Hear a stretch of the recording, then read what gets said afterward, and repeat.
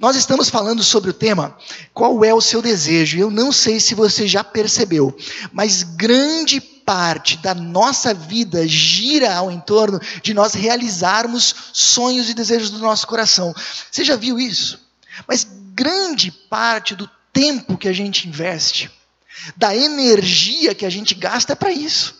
Correndo atrás de tornar os nossos sonhos, os nossos desejos, realidade de alguma forma. E é claro, né, que para a gente realizar esses sonhos, esses desejos, é necessário também uma grande dose de sacrifícios. A gente sabe disso. Sabe, eu acredito que é justamente por isso que as histórias, como por exemplo, do Aladim e da Lâmpada Mágica, elas têm um efeito tão grande sobre a gente. Você já imaginou uma situação onde alguém realiza os teus desejos e você não precisa se esforçar, nem se sacrificar por isso? Os seus sonhos e os seus desejos são realizados como um passe de mágica. Isso seria absolutamente incrível. Só que não é assim que acontece na nossa vida. Para nós realizarmos sonhos, é necessário bastante esforço, bastante sacrifício. Mas por que a gente faz? Porque nós acreditamos que vai valer a pena. E quando nós finalmente chegarmos onde nós queríamos, alcançarmos aquilo que nós tanto corremos atrás, a vida vai ficar realmente muito melhor, e que todo o esforço, todo o sacrifício vai ter valido a pena. O problema é que nem sempre é assim. Presta muita atenção. Eu vou reler uma frase que nós usamos no encontro de semana passada. Um dos maiores autores da nossa época, o Timothy Keller, ele fala o seguinte: a maioria das pessoas passa a vida tentando transformar em realidade os sonhos mais caros a seu coração.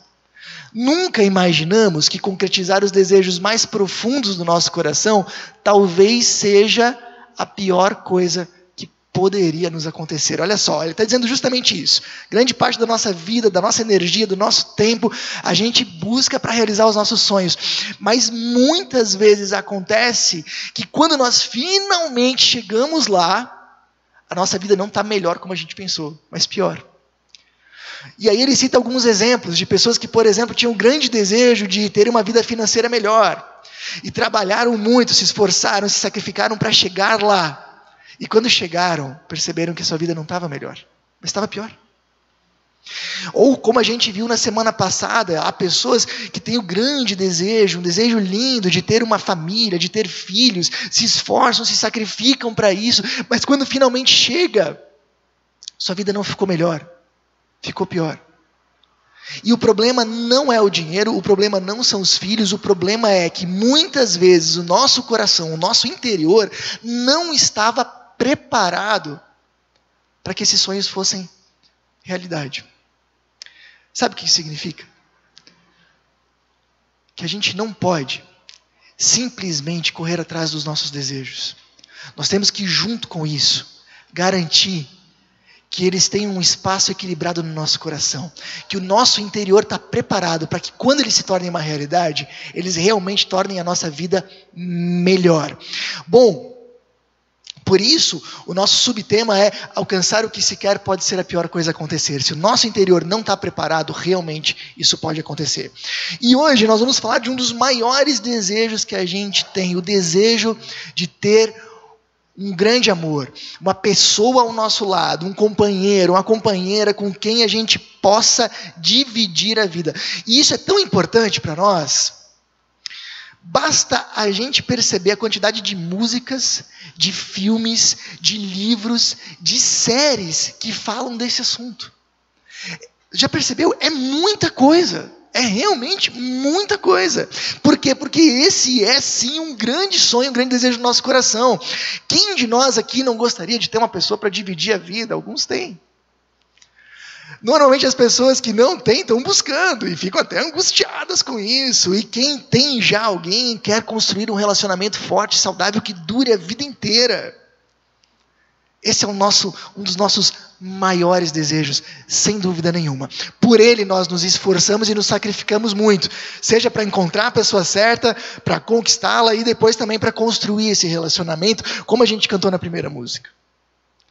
Mas fato é que muitas pessoas que finalmente chegam lá, acabam vendo o seu casamento o seu relacionamento conjugal se tornar uma grande fonte de problemas, de brigas, de conflitos, de cobranças, de desconfortos, de sofrimento, e aquilo que talvez deveria ser a nossa grande fonte de felicidade, acaba trazendo infelicidade. Pessoal, uma das coisas que eu mais fiz na minha vida foi aconselhar casais com problemas.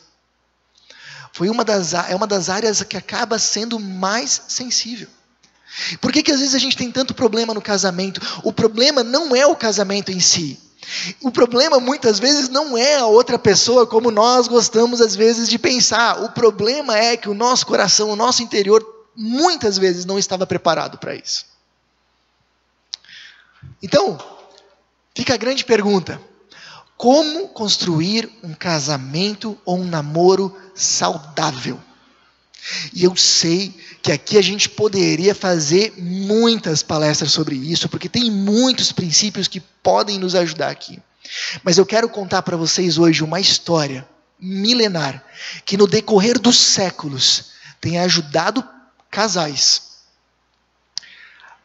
a terem um princípio essencial para construir o seu relacionamento a dois. Eu gosto muito desse princípio que nós vamos ver hoje, porque ele é muito importante, muito simples e prático, e muito desconhecido pelas pessoas. Bom, nós vamos contar hoje a história de um homem chamado Jacó, está representado aqui em azul. Jacó era filho de Isaac e Rebeca. E se você de repente está bem antenado, você vai agora acender uma luzinha. Isaac, a gente já viu esse nome, lembra? A gente falou dele semana passada. O Jacó era filho daquele mesmo Isaac, neto do Abraão, que a gente conversou no último encontro. Os pais se chamavam Isaac e Rebeca, ele tinha um irmão mais velho que se chamava Esaú. E essa família tinha um grande problema. O pai, Isaac, gostava mais do filho mais velho, Esaú. Tinha uma preferência aberta por ele. Em compensação, a mãe gostava mais do filho mais novo, Jacó. E pessoal, isso é uma coisa que torna qualquer família disfuncional e complicada. E isso trouxe uma série de brigas e de conflitos para essa família. E esses conflitos foram se agravando. Até que no final deu uma briga realmente séria. Jacó, junto com a sua mãe, enganaram o seu pai e lesaram o seu irmão. E aqui a situação ficou tão complicada, que até teve irmão jurando o outro de morte. E isso fez com que o Jacó decidisse recomeçar numa outra cidade. Não, aqui não dá mais. Eu vou para uma outra cidade, eu tenho uns parentes meus morando lá, eu vou para lá. E agora, olha só, o Jacó, que nunca teve o amor e a aprovação do pai, nem do irmão, agora ainda fica longe da sua mãe. Você imagina a carência e o vazio que ele estava. Mas aí ele encontra uma linda moça, chamada Raquel, e ele se apaixona perdidamente, ele quer casar com ela. O que é bem raro, você sabe, essa época antiga, a gente está falando de séculos antes de Jesus, não era normal ninguém se casar por amor, ou ficar perdidamente apaixonado, não era assim que as coisas funcionavam. Mas o Jacó já fazia assim. Só que tinha um problema, pessoal. Toda boa história de amor tem um problema, né? O problema era o sogro. Era uma época em que não se podia se casar simplesmente com uma moça. Você tinha que convencer o pai dela a isso. Quem é pai de menina que nem eu, lamenta que essa época tenha passado, né? Mas, fazer o quê? Passou. Bom, outro problema é que era comum que se desse um dote. Se pagasse o dinheiro para o pai da noiva para fazer o casamento. E o Jacó não tinha nada, ele saiu da sua casa sem nada. Como é que ele ia fazer? Mas ele amava tanto a Raquel que ele dá um jeito. Olha só o que a gente encontra no livro de Gênesis, capítulo 29. Visto que Jacó estava apaixonado por Raquel, disse a Labão, que seria então seu futuro sogro: trabalharei para o Senhor por 7 anos, se me der Raquel, sua filha mais nova, para ser minha esposa. Melhor entregá-la a você do que a qualquer outro, respondeu Labão. Fique aqui e trabalhe comigo. Então Jacó trabalhou 7 anos por Raquel. Ele a amava tanto que lhe pareceram apenas alguns dias. Pessoal, deixa eu voltar aqui. Isso aqui é muito importante.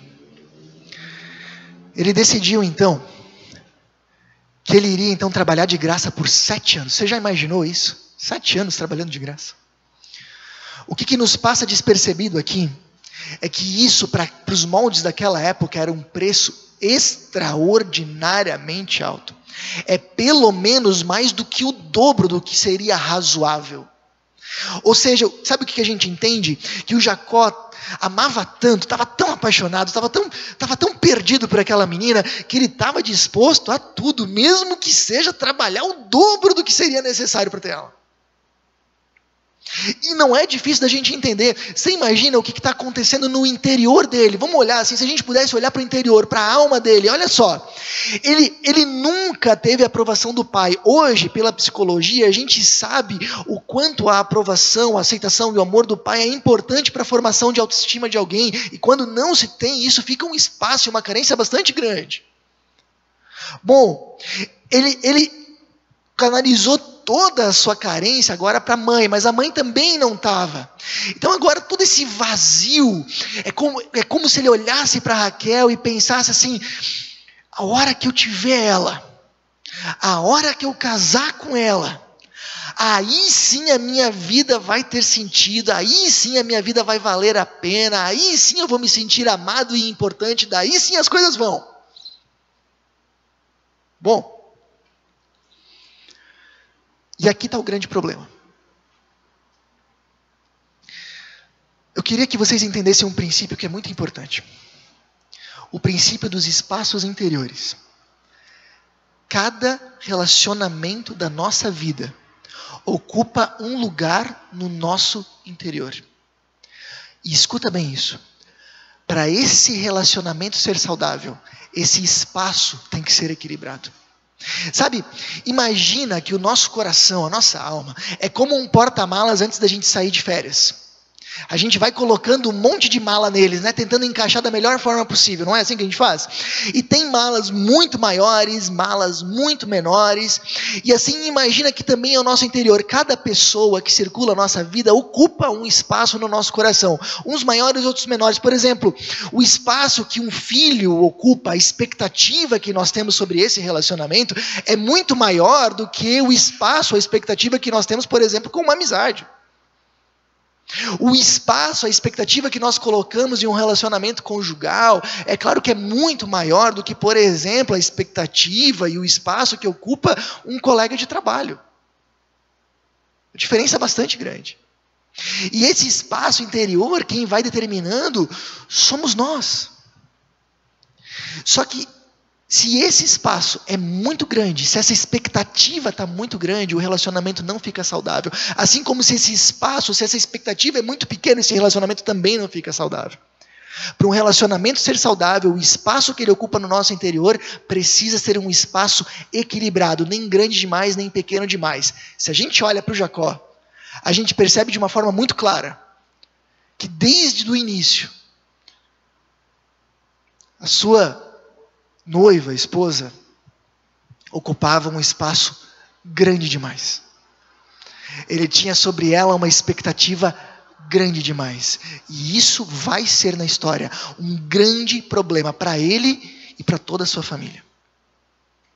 Lembra, o princípio dos espaços interiores. Jorge, isso funciona mesmo? Olha só o que a Regina Lins, que é uma psicanalista e escritora, ela diz. Olha só, as novelas, os livros, os filmes pregam que a vida só tem sentido se a gente tiver um par amoroso. Mas que às vezes a gente vê as mensagens, não, a vida só tem sentido se eu tiver alguém. Isso é uma mensagem muito forte da nossa cultura. E os parceiros, por conta disso, volta e meia, são idealizados. A gente encontra alguém e pensa, agora sim encontrei a pessoa certa. Agora sim encontrei alguém que vai me fazer feliz, que vai me complementar, que vai me fazer me sentir bem. Aí, ela acrescenta. As pessoas são tomadas então por uma expectativa que dificilmente irão se cumprir. E passam a infernizar quem está ao lado para que se encaixe nelas. Então a gente começa a pensar assim, agora encontrei aquela pessoa que me faz feliz. Ela vai me fazer me sentir importante e amado. Mas aí a gente, com o tempo, descobre que a gente está namorando ou casou com uma pessoa imperfeita. E nem sempre essa pessoa vai fazer com que a gente realmente se sinta amado. Nem sempre ela vai fazer com que a gente realmente se sinta importante. Às vezes ela vai esquecer, de repente, do aniversário de casamento, ou sei lá, alguma coisa do tipo. E aí a gente começa a girar em torno de cobranças, que se tornam em brigas, que se tornam em desgaste para a relação, e às vezes, quem sabe, até no fim. E o problema, muitas vezes, era a expectativa exagerada que se tinha. Deixa eu dizer para vocês, olha só como isso é comum. Aqui tem alguns sinais de que o nosso relacionamento amoroso, conjugal, está ocupando um lugar excessivo no nosso coração. O primeiro sinal é quando eu acredito, assim como o Jacó, que essa pessoa vai me fazer me sentir preenchido, importante e feliz. Não. Se eu penso isso, agora encontrei alguém que vai me fazer feliz, possivelmente essa pessoa já está ocupando um espaço grande demais. Mas vamos lá, outro sinal, quando existe excesso de cobranças, pessoal, isso aqui é uma coisa muito importante. Quando existe excesso de cobranças, provavelmente existe excesso de expectativas. Cobrar, às vezes, uma vez ou outra, tudo bem, mas quando a gente está o tempo inteiro cobrando, o tempo inteiro lembrando a pessoa do que ela deixou de falar, do que ela deixou de fazer, do que a gente esperava e não aconteceu, é porque possivelmente a expectativa está desequilibrada. Um outro sinal é quando existe excesso de ciúmes. Imagina, né? Essa pessoa ocupa um espaço tão grande no nosso coração que eu quero segurar esse relacionamento a todo preço, a todo custo. Um outro sinal bem parecido com esse é quando nós construímos um relacionamento sufocante. Onde eu estou o tempo inteiro ligando, querendo saber onde a pessoa está, o que ela está fazendo, com quem está, mando uma mensagem, ela demora para responder, eu fico chateado com isso. Possivelmente esse relacionamento está ocupando um lugar desmedido no meu coração. Um outro sinal é quando a gente acaba tolerando um relacionamento abusivo. Sabe aquele relacionamento que faz mal para a gente, que nos fere com as palavras, que às vezes até tem abuso físico. Mas a pessoa não rompe, ela não termina com isso. Porque, e aí, como é que eu vou ficar sem essa pessoa? E se eu não encontrar mais ninguém? Cuidado, essa mala está grande demais. Outro sinal, quando se cultiva o adultério. Se eu acredito que uma terceira pessoa é tão importante para a minha vida, que eu estou disposto a abrir mão do meu casamento e disposto a abrir mão da minha família, porque eu tenho expectativas absolutamente irreais e idealizadas. O que eu quero dizer é que o adultério, que é um dos comportamentos que mais destrói o casamento e a família, antes de ser uma atitude exterior, ele já começou no interior, você dando espaço, colocando expectativa demais sobre uma pessoa. Outro sinal é quando a gente jamais encontra a pessoa adequada. Sabe? Nunca está bom. A pessoa nunca está bom que chega. Isso é sinal de que provavelmente eu estou colocando uma expectativa tão alta que ninguém se encaixa no meu padrão. Cuidado com isso também. Bom, esses são alguns sinais. Pessoal, pense um pouco agora. Se na pessoa que você namora, ou está casada, se ela não está ocupando um espaço absolutamente excessivo no seu coração. Pense um pouco se de repente alguns desses sinais não estão presentes na sua vida. Você percebeu quantos conflitos, quantas situações tem uma raiz só, um espaço exagerado da outra pessoa no nosso coração. E sabe o que acontece quando nós temos isso? O mesmo que aconteceu com Jacó. Deixa eu só contar um pouquinho mais da história. Os 7 anos se passam. E ele finalmente cobra então o seu sogro, dizendo que está na hora de casar. Fazem o casamento, Jacó acaba bebendo demais. Vai para a noite de núpcias, consuma o seu casamento e de manhã ele tem uma surpresa absolutamente terrível. Seu sogro enganou. E aproveitou que ele não estava mais muito são na festa. E ao invés de casar ele com a Raquel, a esposa que ele amava, a mulher que ele amava, ele casou ele com a irmã mais velha dela, a Lia. E o Jacó de manhã percebeu que ele tinha casado com a mulher errada, com a irmã daquela que ele queria.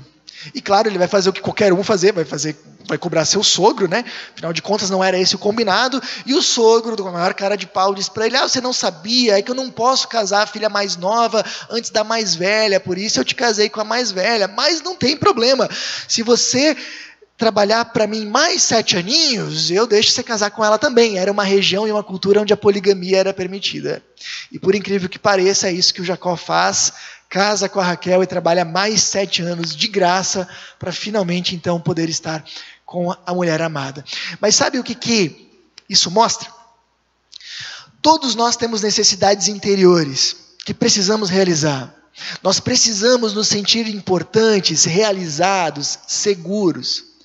E a grande questão que a Bíblia fala é que nenhuma pessoa pode satisfazer completamente as nossas necessidades. Ninguém no mundo pode me fazer feliz. Ninguém tem esse poder. Ninguém no mundo consegue me fazer completamente amado, porque essa pessoa vai falhar, em alguns momentos ela vai me desapontar. Nenhuma pessoa no mundo pode me fazer me sentir completamente importante, porque essa pessoa é imperfeita, em alguns momentos vai falhar comigo. Ninguém consegue satisfazer as nossas necessidades interiores. E quando nós colocamos essa expectativa sobre as pessoas, que é grande demais, no final das contas, a gente sempre vai descobrir que a gente casou com Lia e não com Raquel. Que a gente casou com uma pessoa imperfeita que não pode satisfazer as nossas expectativas. Sempre que a gente coloca expectativas irreais sobre as pessoas, a gente descobre cedo ou tarde que a gente casou com Lia e não com Raquel. Bom, a gente vai ter agora um espaço de interação. Depois a gente vai concluir esse pensamento e ver como a gente pode solucionar essa questão. Mas antes disso, a gente vai ter agora um espaço para, de repente, vocês colocarem algum pensamento ou alguma dúvida. Alguém tem, de repente, alguma questão, alguma dúvida, algum pensamento, ou estava aqui talvez tentando se segurar para falar alguma coisa? Pode usar esse espaço agora. Sobre esse assunto eu achei curioso. Hoje à tarde eu atendi um paciente de Israel, ele é judeu, né? E ele estava comentando comigo que ele está numa fase um pouco complicada, está procurando uma namorada, e ele comentou comigo que lá em Israel, na cultura deles, eles não conhecem a pessoa, né? Eles são apresentados ao currículo da pessoa. Por exemplo, eles têm o currículo das mulheres, por exemplo, o que ela faz, eu não sei como é que funciona, o que é que tem no currículo, se ela cozinha bem, se ela é gentil, né? Se ela sabe trocar pneu, não sei o que vai no currículo, né? Mas aí eu achei curioso que isso parece que afasta um pouco de você ficar preso nas expectativas irreais, né? Porque você já meio que conhece a pessoa antes de ver ela, né?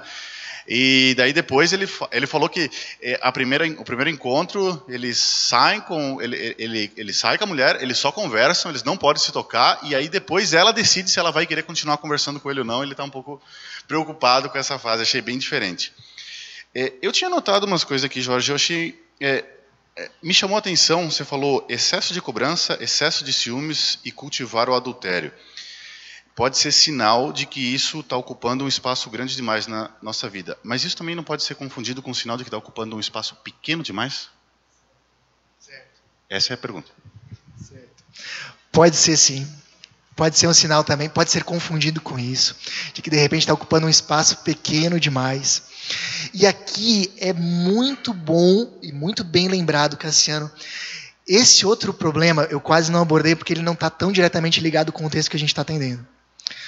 Mas é possível também que as pessoas do nosso coração, especialmente agora o nosso cônjuge, às vezes ocupem um espaço pequeno demais.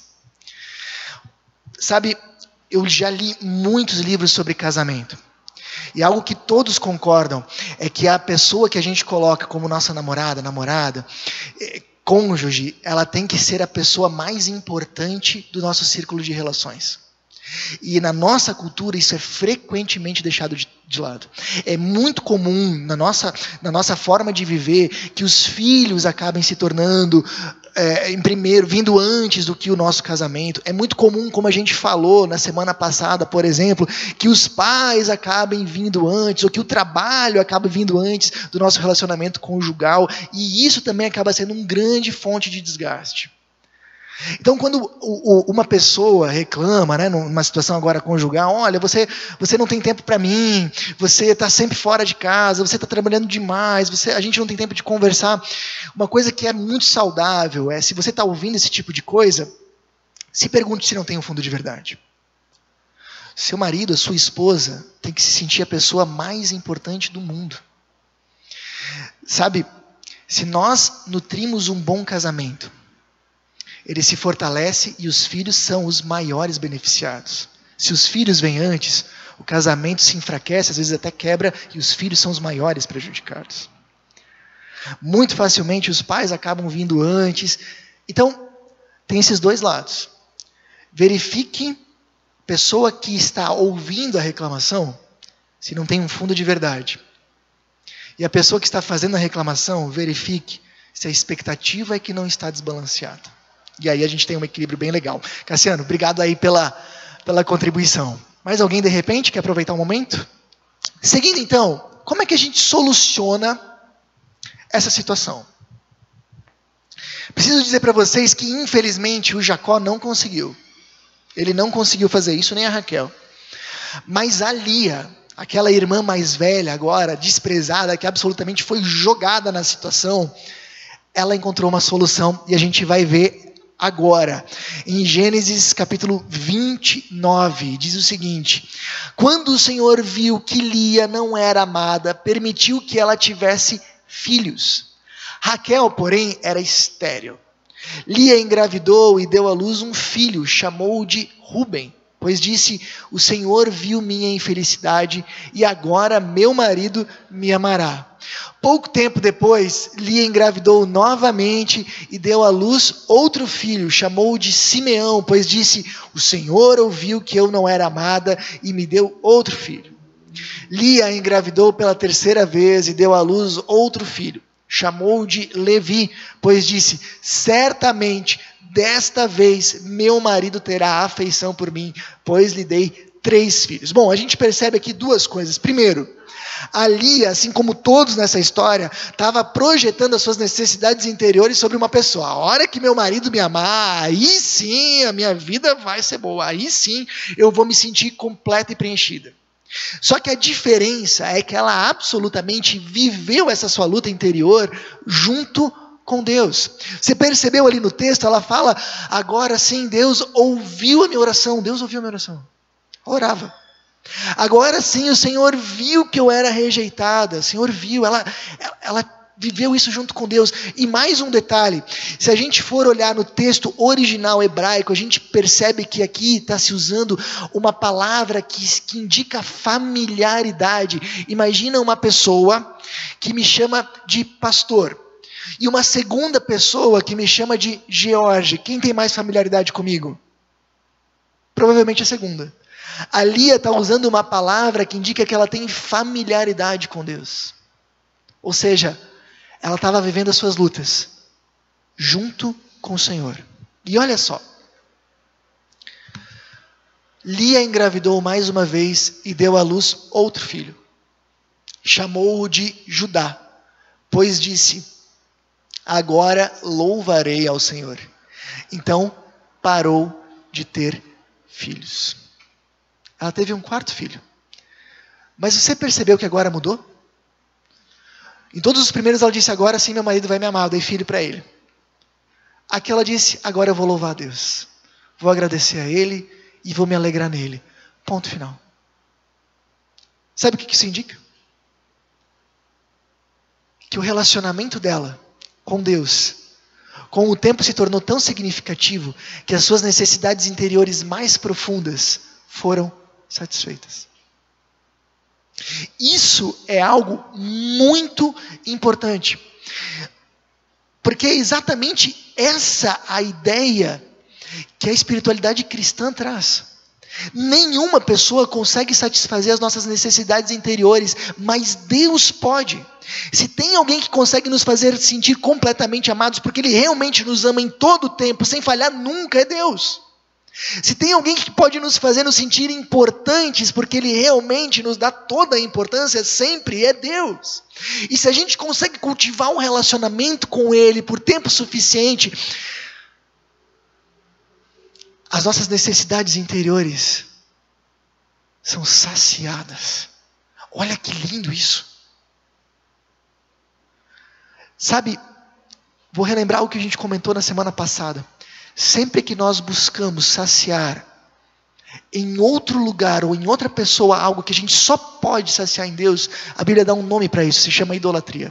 Quando a gente busca em outro lugar aquilo que nós deveríamos buscar em Deus, a Bíblia chama isso de idolatria, o que significa que, se você entra num relacionamento pensando, essa pessoa tem que me fazer feliz, essa pessoa vai me fazer me sentir completa e preenchida, isso não é mais um relacionamento, é um ídolo para você e vai acabar se tornando em desgaste e destruição. Sofrimento, briga e cobrança. Isso, talvez para vocês, pareça que é um discurso de igreja de pastor, mas olha só. Esse homem que está aqui na foto, Ernest Becker, é um antropólogo muito renomado, ganhou um dos maiores prêmios, chamado Prêmio Pulitzer. E a tese dele foi que, quanto mais as culturas se distanciavam da religião e de Deus, mais as culturas idealizavam seu par romântico.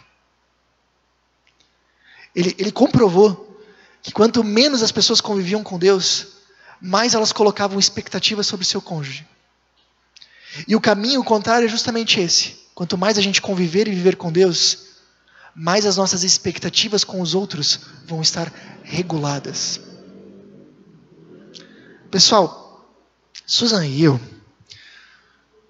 não posso dizer para vocês que nós temos um relacionamento perfeito. Não temos, né? A gente somos pessoas imperfeitas e temos as nossas diferenças às vezes. Mas eu posso dizer para vocês com bastante tranquilidade e honestidade que nós temos um relacionamento muito bom, muito saudável. E eu acredito completamente que o que fez extraordinária diferença para isso foi que eu não espero que ela me faça feliz. E ela não espera que eu faça ela feliz. Nós dois encontramos uma profunda felicidade, um profundo amor no nosso relacionamento com Deus. E a partir disso, o nosso relacionamento se tornou muito mais leve e saudável. E é isso que a gente aprende nessa noite.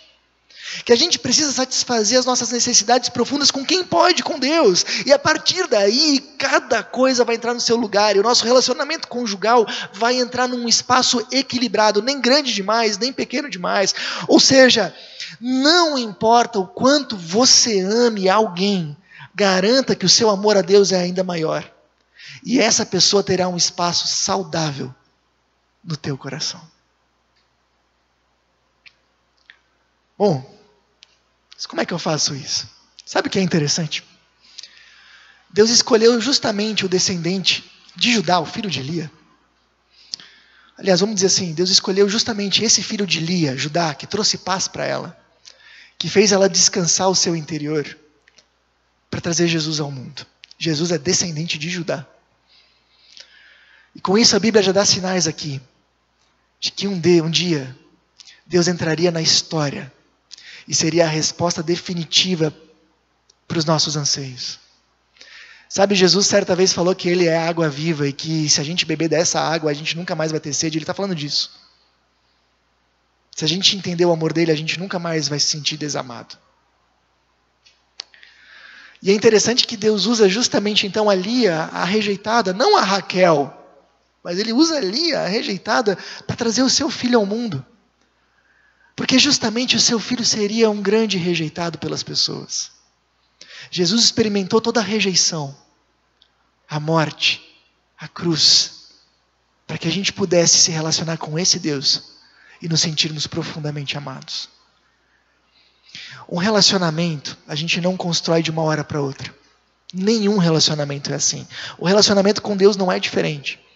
Se você quer amar a Deus e se sentir cada vez mais amado por Deus, você precisa desenvolver esse relacionamento com paciência, tendo tempo para estar junto com esse Deus. Uma das coisas que você pode fazer é, por exemplo, estar toda semana aqui nos nossos encontros. Isso vai ajudar muito. E com o tempo você vai aprender a amar a Deus e se sentir amado, mas isso não vai acontecer se você não entender o amor de Jesus revelado por ti numa cruz. Entenda isso. Deixe isso entrar no teu coração.